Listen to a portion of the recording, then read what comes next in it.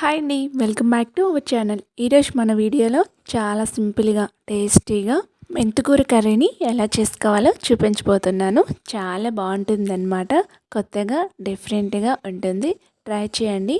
పిల్లలు ఆకుకూరలు తినడానికి ఇష్టపడకపోతే ఈ విధంగా ట్రై చేయండి. ముందుగా అయితే స్టవ్ ఆన్ చేసుకొని స్టవ్ పైన కడాయి పెట్టుకొని 2 టేబుల్ స్పూన్ వరకు ఆయిల్ వేసుకొని అర స్పూన్ జీలకర్ర, అర స్పూన్ ఆవాలు వేసుకోవాలి.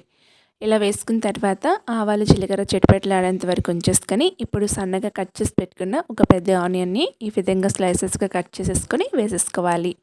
ఇలా వేసుకున్న తర్వాత దీన్ని ఫ్రై చేసుకోవాలన్నమాట. స్టవ్ని లో టు మీడియం ఫ్లేమ్లో పెట్టేసుకొని ఈ విధంగా ఫ్రై చేసుకోవాలి. తర్వాత 2 పచ్చిమిర్చిని స్లైసెస్గా కట్ చేసేసుకొని వేసేసుకోండి. ఈ విధంగా వేసుకున్న తర్వాత ఇది లైట్గా ఫ్రై అయిన తర్వాత 2 పెద్ద టొమాటోల్ని తీసుకొని చిన్న చిన్న పీసెస్గా కట్ చేసేసుకోవాలన్నమాట. ఇలా కట్ చేసేసుకున్నా పర్లేదు, లేదంటే మిక్సీ జార్లో వేసుకొని గ్రైండ్ చేసుకున్నా సరే అయిపోతుందన్నమాట. సో ఇక్కడ నేనైతే సన్నగా కట్ చేసేసుకొని వేసుకుంటున్నాను. ఈ విధంగా వేసుకోవాలన్నమాట. ఇలా వేసుకున్న తర్వాత దీనిపైన కొంచెం సాల్ట్ని వేసుకొని ఈ ఆనియన్స్ టమాటో చక్కగా మగ్గే విధంగా మనం సాల్ట్ని కొంచెం వేసుకొని ఒకసారి బాగా మిక్స్ చేసేసుకొని దీనిపైన మూతను పెట్టేసుకోవాలి. అంతకంటే ముందుగా మీ అందరికీ చిన్న రిక్వెస్ట్ అండి, మన ఛానల్ని ఎవరైనా సబ్స్క్రైబ్ చేసుకోకపోతే వెంటనే సబ్స్క్రైబ్ చేసుకోండి. నెక్స్ట్ మూత పెట్టేసుకున్న తర్వాత నేను ఇక్కడ మెంతికూరని చిన్న చిన్నగా కట్ చేసేసుకున్నానండి. అంటే ఆకులన్నీ తీసేసి చిన్న పీసెస్గా చేసేసుకున్నాను అనమాట. ఇలా చేసుకున్న వాటిని వాటర్లో వేసి నీట్గా వాష్ చేసేసుకోవాలి. ఇప్పుడు టమాటా ఆనియన్స్ చక్కగా మగ్గిందో లేదో ఒకసారి మూత తీసి చూసుకుందాం. ఇలా మూత తీసిన తర్వాత ఆనియన్స్ టమాటా అయితే చక్కగా మగ్గిపోయండి. దీన్ని కొంచెం మనం గరిటెతో ఈ విధంగా స్మాష్ చేసేస్తే అయిపోతుందన్నమాట. చక్కగా మంచి గ్రేవీగా వచ్చేస్తుంది.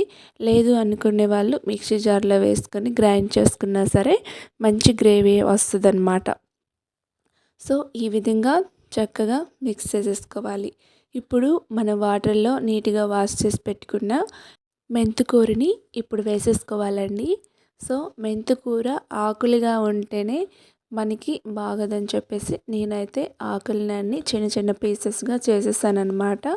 మీరు ఆకులతో వేసుకోవాలన్నా సరే వేసేసుకోవచ్చు. ఇప్పుడు ఈ మెంతికూర వేసిన తర్వాత చక్కగా ఈ టమోటో గ్రేవీలోకి కలుపుకోవాలన్నమాట. ఈ విధంగా ఇలా కలిపిన తర్వాత చక్కగా స్టవ్ని లో ఫ్లేమ్లో పెట్టుకుని ఈ మెంతికూరని కూడా చక్కగా మగ్గించుకోవాలి. అప్పుడే టేస్ట్ చాలా బాగుంటుంది.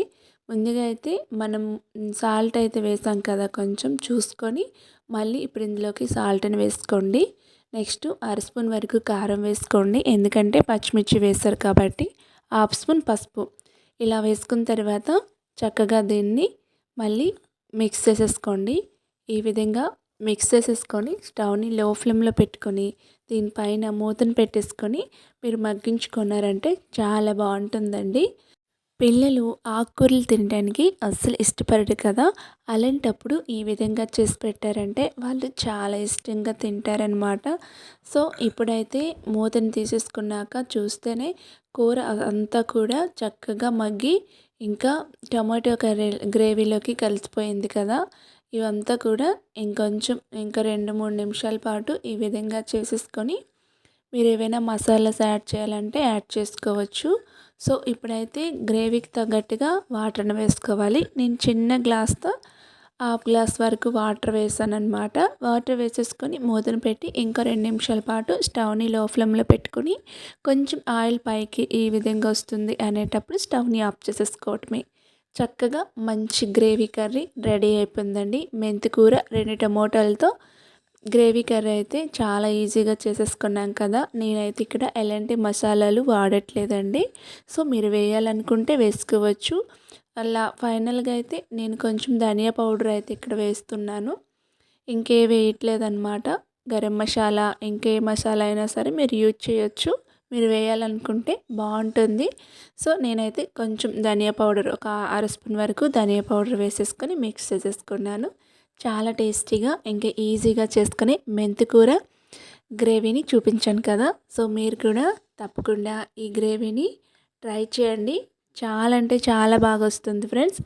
మరి వీడియో నచ్చింది అనుకుంటున్నాను. నచ్చినట్లయితే లైక్ చేసి, షేర్ చేసి, సబ్స్క్రైబ్ చేసుకోండి. Ready to eat. Thank you for watching.